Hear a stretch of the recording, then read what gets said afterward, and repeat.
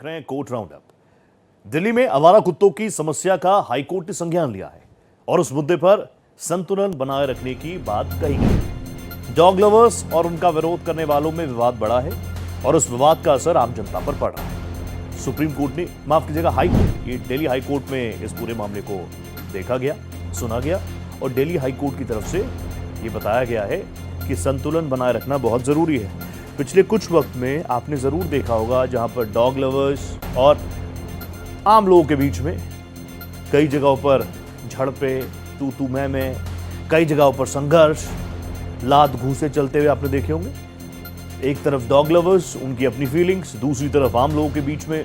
और इससे पहले भी आपको याद होगा कि सुप्रीम कोर्ट ने जब एक फैसला दिया था स्ट्रे डॉग्स को लेकर, तो उसके बाद भी आम लोग और जो डॉग लवर्स हैं, एनिमल लवर्स हैं, उनके बीच बड़ा गतिरोध हुआ था। अब इस पूरे मामले को लेकर दिल्ली हाई कोर्ट की तरफ से ये ऑब्जर्वेशन आया है कि इन दोनों के बीच में ही संतुलन बनाना बहुत जरूरी है।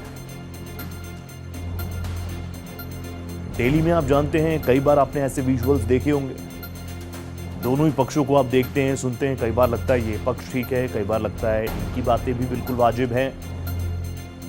कई बार ऐसे अटैक्स की जहां पर बहुत ब्रूटल अटैक स्ट्रे डॉग्स की तरफ से किया गया, छोटे छोटे बच्चों की जान तक उसमें गई है। तो जब आप वो वीडियोस देखते हैं तो ऑब्वियसली आपके घर में भी अगर छोटे बच्चे हैं या जो लोग खुद डरते हैं, उनके मन में ये सवाल आते हैं।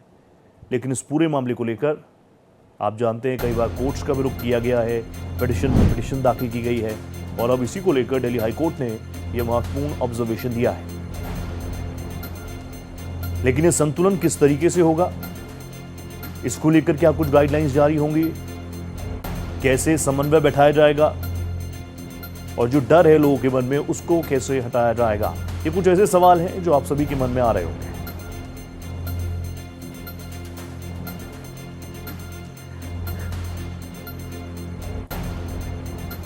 तो एक तरफ ये इस तरीके के मामले आपने देखा होगा, स्ट्रे डॉग्स को लेकर, उनको पकड़कर बंद करने वाले फैसले से लेकर उसके बाद जिस तरह के रिएक्शंस आए, जिस तरह की वीडियोस हुई, जिस तरह की वीडियोस आपने भी देखी होंगी, सोशल मीडिया पर सर्कुलेट होती रहती है।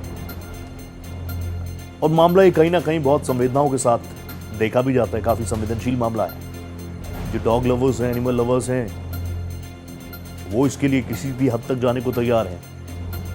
तो वही उसके उलट जो आम लोग हैं, उनको अपने और अपने छोटे छोटे बच्चों की सेफ्टी सिक्योरिटी का कंसर्न भी एक बड़ा फैक्टर है। ऐसे में कोर्ट के माध्यम से ही अगर कुछ चीजें निकलें तो बेहतर। और इस पूरे मामले में दिल्ली हाई कोर्ट ने अभी तो फिलहाल यही ऑब्जर्वेशन दिया कि इन दोनों ही पक्षों के बीच में एक संतुलन होना चाहिए। जहां पर फीलिंग्स भी हो वो भी ठीक है, जहां पर किसी के मन में कोई सेफ्टी सिक्योरिटी से जुड़ा कंसर्न हो वो भी इंपॉर्टेंट है।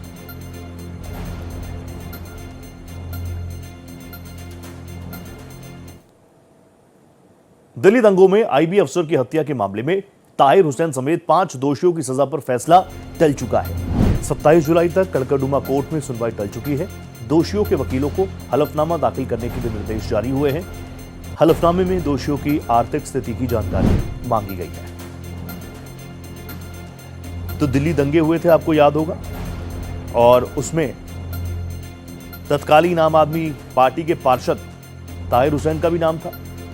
लंबे वक्त से इन्वेस्टिगेशन जारी थी, कोर्ट्स में दलीलें दी जा रही थी, चार्जशीट फाइल की गई और जो लास्ट हियरिंग थी उसमें साफ था कि ताहिर हुसैन समेत जितने भी दोषी हैं उनकी सजा मुकर्रर की जाएगी। लेकिन अब 27 जुलाई तक कड़कड़डुमा कोर्ट में यह फैसला जो है पोस्टपोन हो चुका है। इसके साथ साथ जो वकील हैं उनसे कहा गया है कि जितने भी दोषी हैं उनका फाइनेंशियल स्थिति किस तरीके की है उसको लेकर हलफनामा दाखिल किया जाए। तो अब 27 जुलाई को एक बार फिर से कड़कड़डुमा कोर्ट में इस मामले को लेकर, यानी जो सजा मुकर्रर होनी है उसको लेकर महत्वपूर्ण सुनवाई होनी है। सजा पर फैसला जो है वो टला है। ताहिर हुसैन समेत 5 दोषियों पर जो सजा होनी थी, जो फैसला आना था, वो टल गया है। अब 27 जुलाई को उम्मीद की जा रही है कि हो सकता है वो फैसला आ जाए। लेकिन अभी कड़कड़डूमा कोर्ट में सुनवाई को टाला गया है। साथ ही आपको बता दूं, ताहिर हुसैन समेत जो 5 दोषी हैं, उनके वकीलों को एक हलफनामा दाखिल करने को कहा गया है। दोषियों की आर्थिक स्थिति की जानकारी उसमें मांगी गई है और उसके बाद ही 27 जुलाई को कड़कड़डूमा कोर्ट इस पूरे मामले में क्या सजा होगी वो सबके सामने रख सकती है।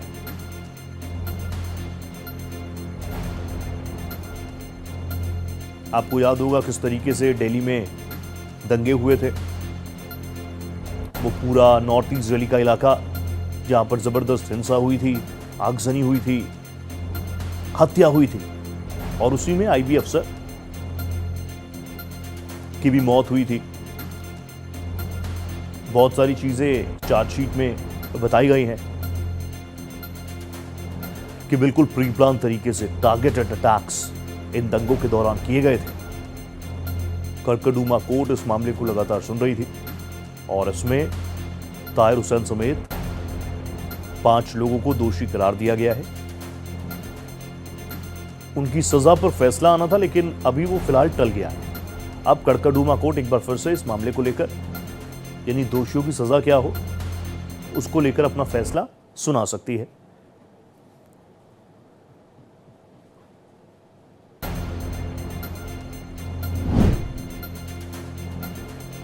दिल्ली दंगे में आईबी अफसर की हत्या का यह पूरा मामला है। जैसा मैं आपको बार बार बता रहा हूं कि दिल्ली में जबरदस्त दंगे हुए थे, राइट्स हुए थे और उसके बाद दिल्ली दंगों का वो दंश जिसमें ना सिर्फ आगजनी, जिसमें ना सिर्फ आर्थिक नुकसान, बल्कि कई लोगों की हत्याएं भी की गई थी। दिल्ली दंगे में आईबी अफसर को भी मौत की घाट उतारा गया था।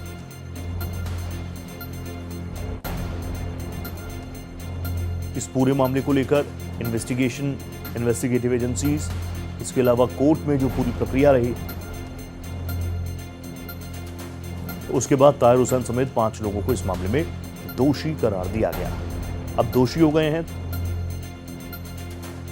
तो उनकी क्या सजा, सेंटेंस होगी। मेरे साथ मेरे सहयोगी गोपाल कृष्ण जुड़ चुके हैं। गोपाल जी, मुझे बता दीजिए कि इस पूरे मामले को लेकर क्योंकि कड़कड़डूमा कोर्ट अब 27 तारीख को, क्योंकि हर कोई इंतजार कर रहा था कि जब दोषी करार दे दिए गए हैं तो अब सजा का ऐलान होगा। कोई खास वजह जिस वजह से आगे बढ़ा, 27 तारीख मुकर्रर की गई? जी बिल्कुल रोहित, कोर्ट ने जो दोषी हैं उनके वकीलों से कहा कि इनकी सामाजिक और आर्थिक स्थिति के बारे में जानकारी दीजिए, उसके बाद ही हम उस हिसाब से इस मामले में सजा पर बहस के बाद फैसला सुनाएंगे। क्योंकि अभी सजा पर बहस नहीं हुई है, सजा पर बहस 27 जुलाई को होगी, उसके बाद कोर्ट इस मामले में फैसला सुनाएगा। क्योंकि पिछली सुनवाई के दौरान सभी पक्षों के जिरह के बाद कोर्ट ने इन्हें दोषी करार दिया था। ताहिर हुसैन समेत 5 लोगों को 302 यानी कि धारा और सहित अन्य धाराओं के तहत दोषी करार दिया था, जिसमें कम से कम आजीवन कारावास की सजा का प्रावधान है। ठीक है गोपाल जी, आगे बने रहिएगा मेरे साथ, आगे भी केसेस पर आपसे बात करूंगा। इंदौर के राजा रघुवंशी हत्याकांड के मामले में सुप्रीम कोर्ट से आरोपी सोनम रघुवंशी को बड़ा झटका लगा है। सुप्रीम कोर्ट ने सोनम रघुवंशी की जमानत को रद्द कर दिया है। सोनम को 3 हफ्ते में सरेंडर करने का आदेश दिया है।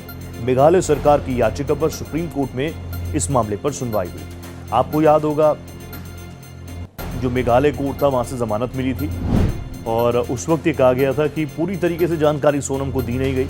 हालांकि उस वक्त मेघालय कोर्ट में ही बताया गया था कि इसमें मिसप्रिंट है, धारा जो है वो मिसप्रिंट हो गई है, उसको सारे ऑप्शंस दिए गए थे। फिर उस फैसले को मेघालय सरकार ने सुप्रीम कोर्ट में चैलेंज किया और सुप्रीम कोर्ट से बड़ा झटका लगा है सोनम को। मेरे साथ गोपाल जी लगातार बने हुए हैं। गोपाल जी, इस पूरे मामले में बड़ा झटका सोनम को? जी बिल्कुल रोहित, सुप्रीम कोर्ट ने 3 सप्ताह में सरेंडर करने के लिए कहा है और यह भी कहा है कि अगर ट्रायल में कोई प्रगति नहीं हुई तो 6 महीने बाद वो दोबारा जमानत की अदालत से गुहार लगा सकती है, लेकिन फिलहाल उसे सरेंडर करना होगा। कोर्ट ने टिप्पणी करते हुए कहा कि आज के जो युवा हैं भले ही जो है हमसे ज्यादा जानकार हैं, लेकिन पेशेंस के मामले में जो है वो ज्यादा जो है सबसे कमजोर हैं। और बिल्कुल सही बात है। Thank you so much Gopal ji, आप जुड़े मेरे साथ, बहुत धन्यवाद।